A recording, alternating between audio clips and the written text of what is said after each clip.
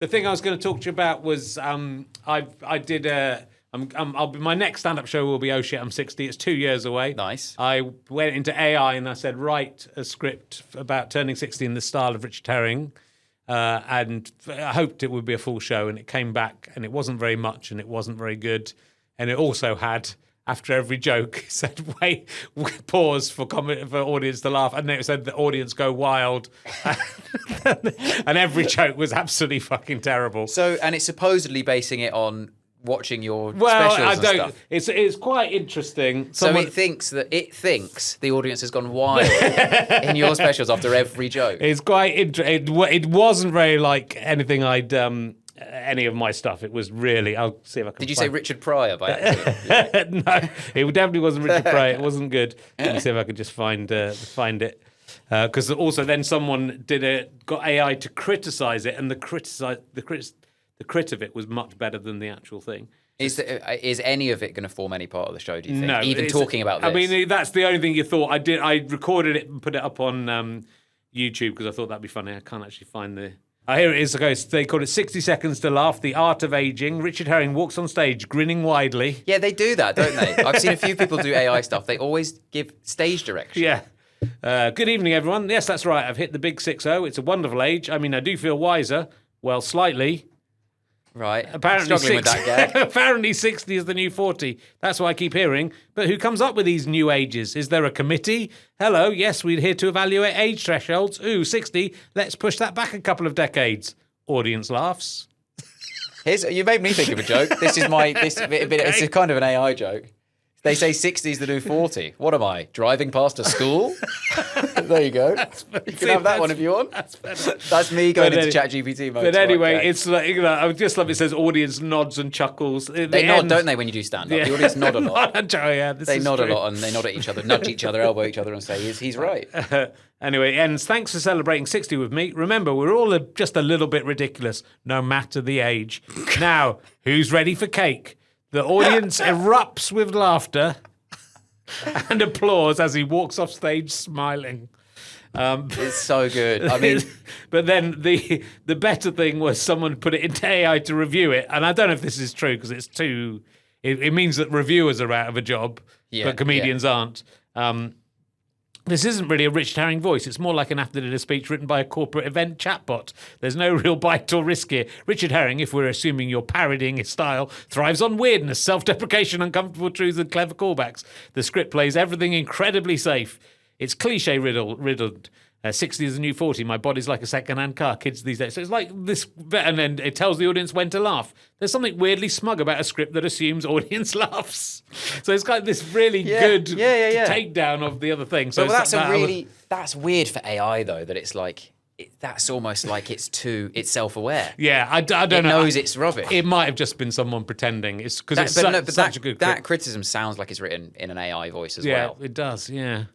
Are you worried about that AI will put you out of a job and get good enough to put you out of a job? No, I'm trying to do a lot of material about AI at the moment. Right. And it's interesting because I've got a few work in progresses at the moment. I don't have enough, even ideas. Right. I've never had it in my career where I don't even have 60 minutes of ideas to say. Okay. But I don't. And I'm not sitting, because I'm writing the book is just like, well, that's all of my thoughts for a while. Yeah. But I don't want to tell those sorts of stories anyway. So, but in terms of any concept, I've got 40 minutes. And so I'm like, right, do some chat. I didn't previously do much crowd work. And AI feels like an interesting place to do some audience chat. Okay, yeah. So all of these shows, I say, who's worried about losing their job to AI? And very few people ever say yes. And when I say who's really not worried and thinks they're sorted, I speak to people who have the most replaceable jobs in the world, who are just like, AI shit, isn't it? You're like, yeah, at the moment, the internet was shit. Yeah. And then what I do is, which is not a feel-good show, is I explain how AI will replace their job as the crowd work. But it'll always be like, I'm a software engineer. You already are AI. What are you talking about? I had another guy the other day who said, no, I'm not worried about my job being replaced. And I said, what do you do? And he said, I'm a media studies teacher. And I was like, you don't need to worry about AI. You need to worry about the board of governors wising up and realizing this isn't necessary. What are you talking about? But yeah, I'm not worried about it for stand-up comedy specifically. Yeah. I'm worried about it for everything else. Yeah. It feels like everything else is over. I mean, it feels like it, I mean, see, I wouldn't be. The stand-up routine it gave me was joke-free, basically. And, but it will get good. I mean, it will get intuitive. But it'll still be gagged. So, like, most stand-ups are doing stuff that's based on experience and their character, which I think is a much harder thing to do. Though Richard Osman on his podcast played.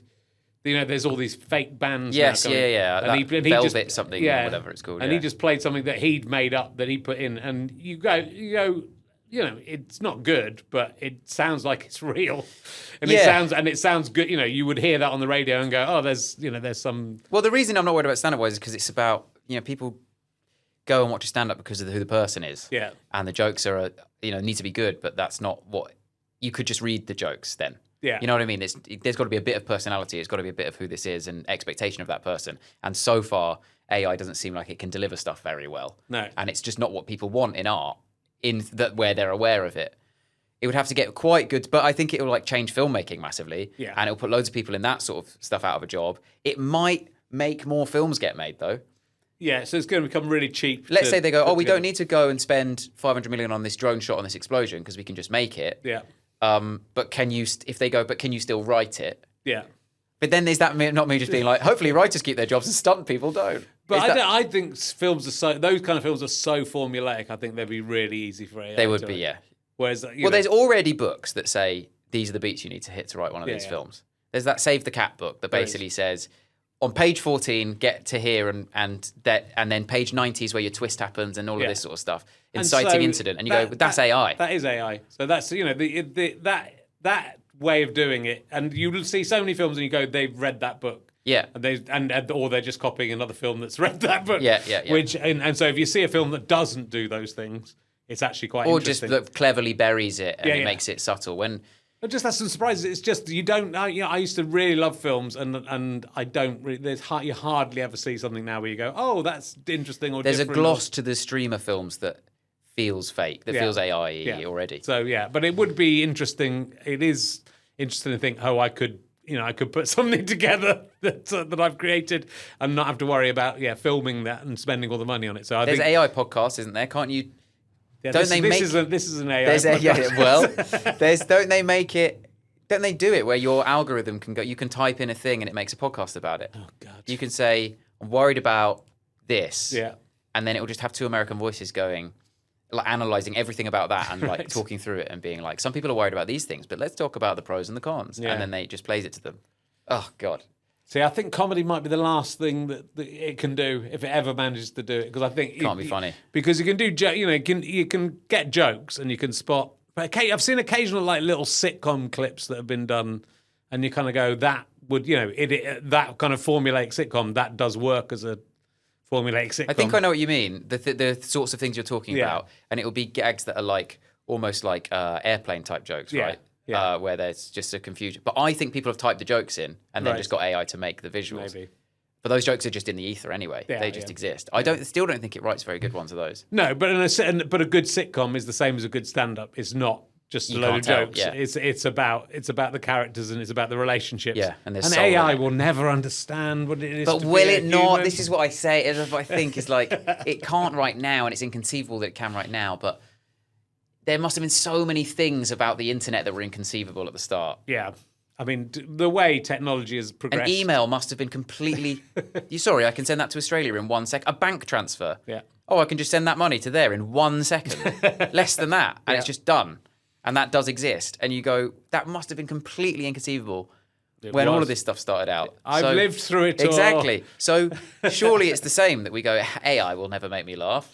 And you go, well, it might not even need to make you laugh. It might just, it can make money making other AI. I don't know.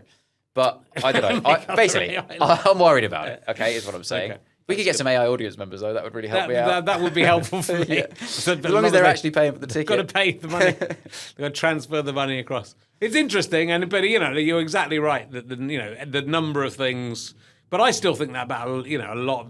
I'm still kind of when being able to do one of these with someone in Australia and actually have a conversation that maybe very mildly delayed is just so insane. Even in the last 5 years, we hadn't heard of Zoom until the pandemic. Yeah. We were Skyping. Yeah. Gutting for Skype, obviously. Well, they sort of were thinking, finally, the pandemic. This is sort of hack pandemic material now, but they must have been thinking, this is our moment to shine. And they went, oh, not you. You don't have to be first. No. You don't have to be first. You just got to be the best.